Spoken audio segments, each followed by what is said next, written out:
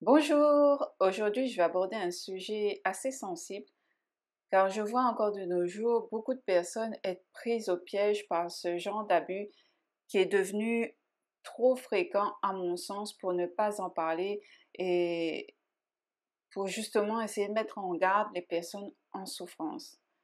Dans cet audio, je vais plus mettre l'accent sur les faux prêtres guérisseurs de type vaudou qui font des cultes africains et les faux prêtres guérisseurs de type malgache qui font des cultes d'origine malgache, les faux prêtres guérisseurs de type malbar, indien, tamoul, peu importe le mot employé, qui font des cultes d'origine indienne. Les faux guérisseurs modernes de type New Age qui font des soins dans l'énergétique, etc. Les faux médiums, les faux voyants. Tous ceux qui font en fait des pratiques occultes. La vie est difficile pour tout le monde et chacun en fait essaie à sa façon de rechercher la résolution rapide à leurs problèmes, à leurs difficultés, etc. Mais au détriment de quoi? À quel prix est-on prêt à faire pour ne plus souffrir de ce qui nous arrive? Je vois encore aujourd'hui beaucoup de personnes se mettre en difficulté pour croire et essayer des formules magiques prescrites, des rites, des cultes à faire, user de toutes sortes de sorcellerie susceptibles d'apporter soi-disant la guérison, la prospérité, une relation amoureuse ou autre, etc. Beaucoup de personnes, à cause de leur souffrance dans laquelle elles se trouvent, cherchent par tous les moyens de faire disparaître le problème. Et je comprends tout à fait, euh, car moi aussi je suis passée par là. Je ne suis pas là pour vous blâmer, mais au contraire pour essayer d'ouvrir les yeux aux personnes qui sont justement dans ce genre d'abus et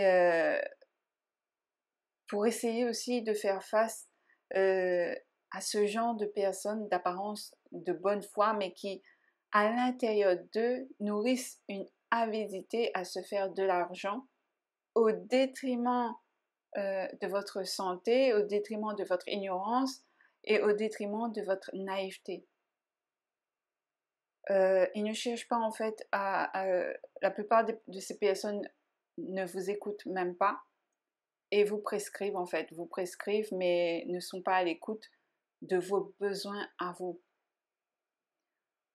Beaucoup de personnes se font encore aujourd'hui, on va dire, abuser émotionnellement, psychologiquement, financièrement par des personnes peu scrupuleuses. Peu importe ce que vous vivez dans votre vie, ayez foi que eh bien, ça s'arrangera avec le temps et selon la grâce et la volonté de Dieu. N'allez pas vous mettre dans des difficultés financières pour soi-disant avoir une guérison rapide euh, qui ne vient que de façon illusoire ou qui ne vient pas du tout. Soyez réaliste, ayez du discernement, remettez toujours en doute ce que l'on vous dit. Ne croyez pas comme seule et vraie vérité ce qu'une personne qui a euh, un statut entre guillemets de prêtre, de pasteur, de guérisseur, de médium, etc. peut vous dire parce qu'elle a un statut.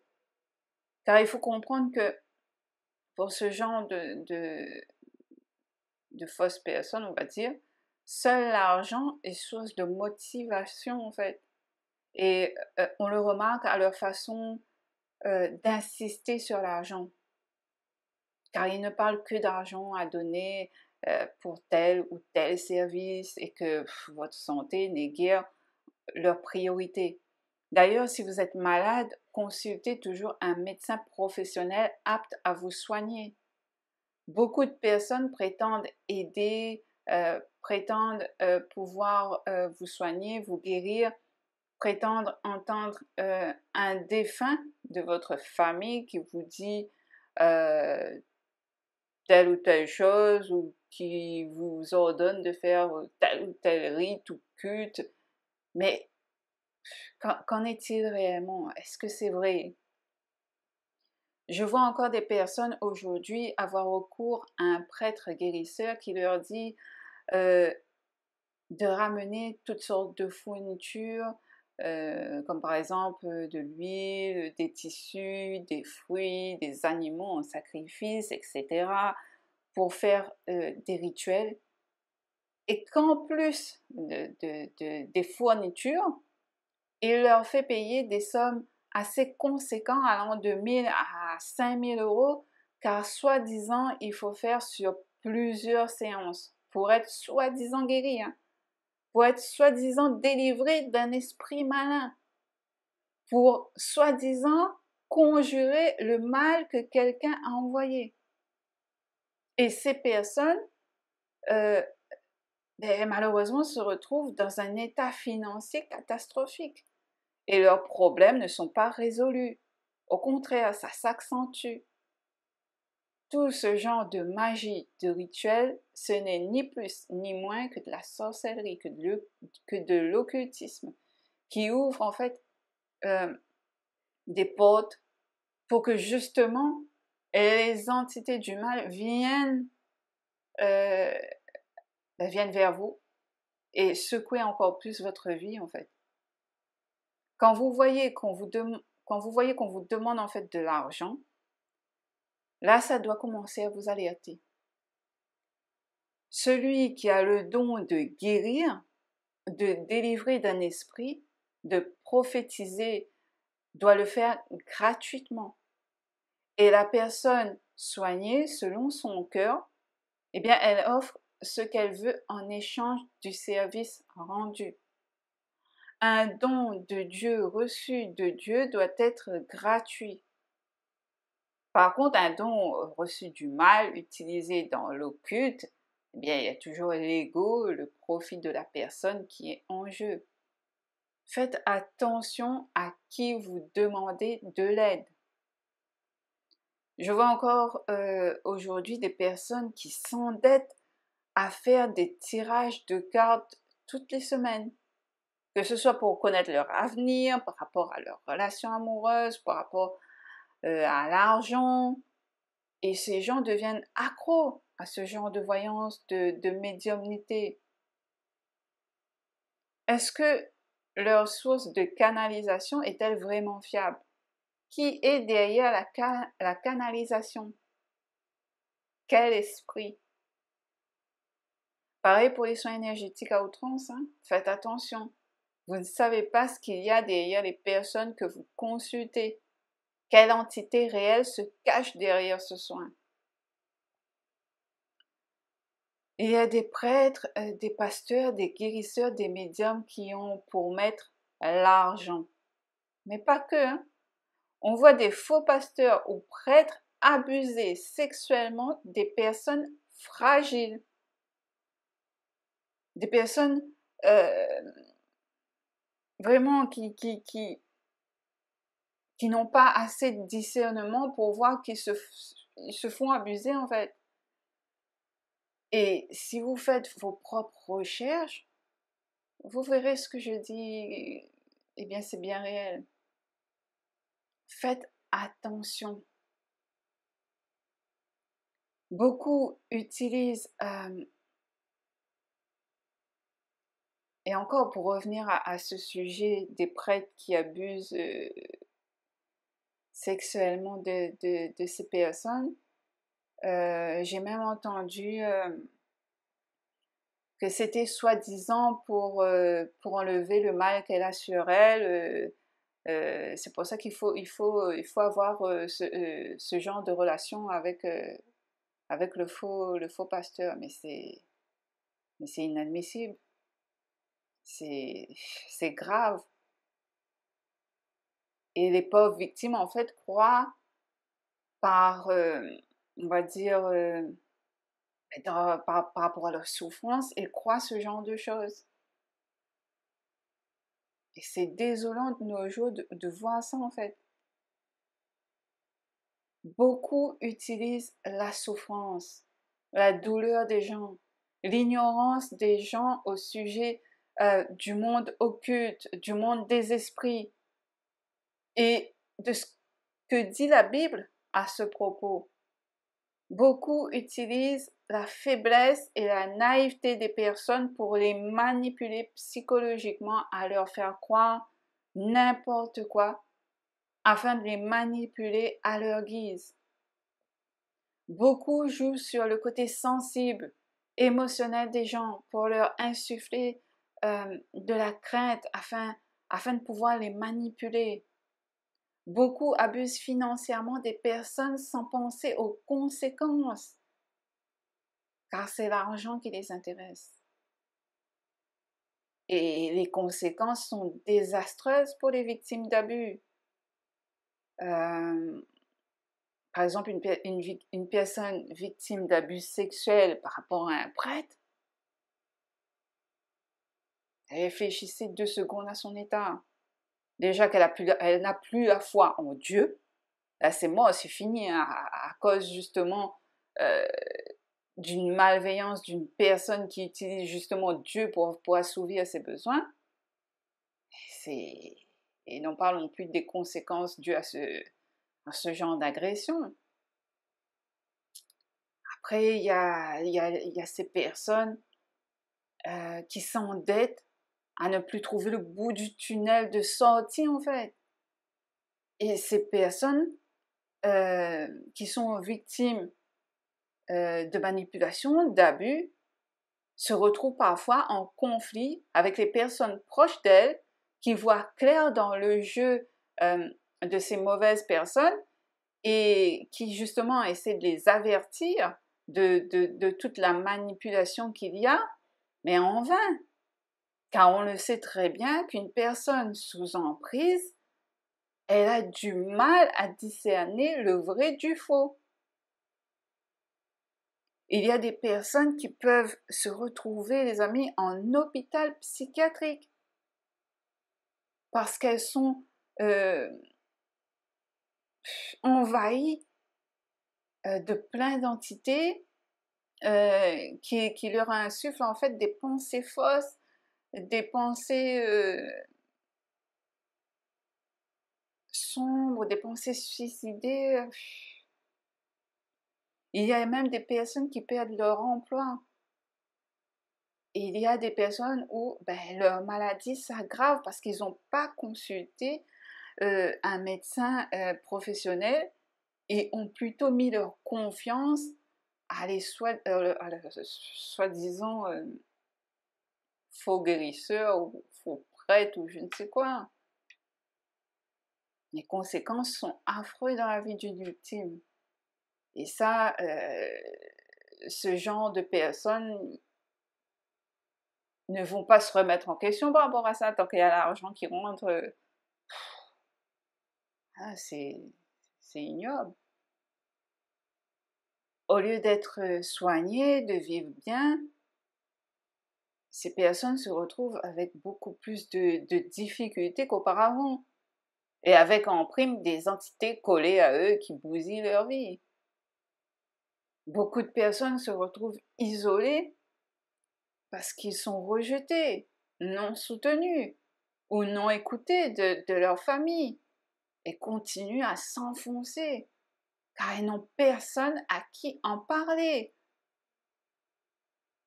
Et parfois, certaines personnes, à force d'être pris au piège, d'avoir énormément de difficultés, ont pour seul recours, malheureusement, eh bien, le suicide. Et là encore, c'est l'entité du mal qui agit à travers les pensées suicidaires. C'est en prévention que je fais cet audio, car vraiment, moi-même, j'ai été dupée. Il y a de cela des années, hein. Et en voyant des vidéos sur YouTube, et je me dis non, ça existe encore. Et malgré l'information où tout le monde essaie d'alerter, il y a beaucoup de personnes qui sont prises encore au piège. Et ça peut arriver à n'importe qui. Vraiment. Ne croyez pas que vous êtes à l'abri d'une personne malveillante. C'est... Par exemple, par rapport à mon expérience, moi j'ai eu affaire à un prêtre indien malveillant qui utilisait la sorcellerie, l'occultisme. Ça m'a bousillé ma vie. J'ai eu, au lieu d'enlever justement les entités, j'avais l'impression qu'il m'en a mis plein en fait. Au lieu de me guérir, je me sentais encore plus mal, encore plus dépressive. J'ai eu aussi affaire malheureusement avec la spiritualité New Age, à faire de la pratique de soins énergétiques. Mais je vous jure que je n'ai pas ressenti de bien-être après le soin, mais plus une oppression et plus tard de la mélancolie. Vraiment, il faut... Faites attention. Peu importe vos problèmes, confiez-les à Dieu, faites vos prières, ayez cette relation personnelle, intime. Il n'y a pas besoin d'extravagance pour avoir une relation avec Dieu. Confiez vos problèmes, vos soucis à Dieu. Ayez de la patience. Discutez aussi avec des personnes bienveillantes qui vous aideront vraiment. Parce que il existe heureusement des personnes encore de bonne foi, mais là encore il faut savoir les reconnaître, mais qui font des prières de guérison, qui font des prières de délivrance, qui écoutent, mais sans payer, sans vous donner des cultes de sorcellerie à faire. C'est facile en fait de manipuler une personne dans le désespoir, qui a peu de connaissances, qui ne sait pas comment discerner en fait ce qui est vrai de ce qui est faux, parce qu'il faut regarder en face. Aujourd'hui, le faux a pris plus d'ampleur que le vrai. Et malheureusement, on laisse peu de place à la méfiance, au questionnement, à la crédibilité de ce qu'on nous dit. La voie qui nous semble à première vue la plus facile pour sortir de la souffrance n'est pas souvent la bonne voie à suivre. Mais on se rend compte du piège quand on est déjà pris dans les mailles du filet, malheureusement. Autre chose que je voulais vous dire, si vous voyez une personne prise dans ce genre de piège, ne lui tournez pas le dos. Essayez de garder le contact avec elle, de lui parler, mais surtout de l'écouter. Dans ces moments-là, sans prise de conscience réelle de la personne sur ce qui se passe, vous pourrez la raisonner tant que vous voulez, elle ne va pas vous écouter. Laissez-la expérimenter par elle-même. C'est dur ce que je dis, hein. Même raisonner une personne qui est aveuglée, c'est voué à l'échec. Elle va vous tourner le dos. Et ce n'est pas le but si vous voulez vraiment l'aider. Plantez des petites graines sans pour autant trop insister et prier pour elle afin que Dieu lui ouvre les yeux. Ça fait mal au cœur de voir une personne à qui l'on tient être manipulée. Et on veut tout faire pour l'aider, mais croyez-moi, j'ai moi-même aussi tenté de faire ouvrir les yeux des gens autour de moi sur certains sujets qui n'a rien à voir avec ça, hein, mais le domaine est le même, hein, les abus, la manipulation, mais ça s'est retourné contre moi. On m'a même pris pour une mauvaise personne. Je vous dis, c'est le monde à l'envers en fait. Les gentils sont pris pour des méchants et les méchants sont pris pour des gentils. On m'a même dit que je suis une personne toxique. Moi qui voulais en fait l'aider à lui ouvrir les yeux sur la manipulation, les abus qu'elle vivait en fait. Alors vraiment, hein, un conseil, hein, ne forcez pas et laissez la personne prendre elle-même conscience. Mais essayez d'être malgré tout à ses côtés. Et si vous priez pour elle, il y aura un moment où elle va comprendre en fait son erreur. Même si c'est trop tard et qu'elle est au fond du fond. Je vais vous dire un truc, hein, c'est en expérimentant qu'on apprend. Après, bon, c'est un conseil que vous n'êtes pas obligé de suivre, hein, bien sûr, hein, mais je vous expose mon expérience vécue. Avant de terminer, je vais vous lire des versets de la Bible qui sont très parlants par rapport à ce sujet. Dans Matthieu 7, verset 15, il est dit « Gardez-vous des faux prophètes, ils viennent à vous déguisés en brebis, mais au-dedans, ce sont des loups féroces. » Et dans Matthieu 24, verset 11 et 12, il est dit « Beaucoup de faux prophètes se lèveront et ils égareront bien des gens. À cause de l'ampleur du mal, la charité de la plupart des hommes se refroidira. » Voilà pour ce sujet. N'hésitez pas à me laisser un commentaire si vous voulez partager votre expérience par rapport à ça. Je vous dis à très bientôt. Prenez soin de vous.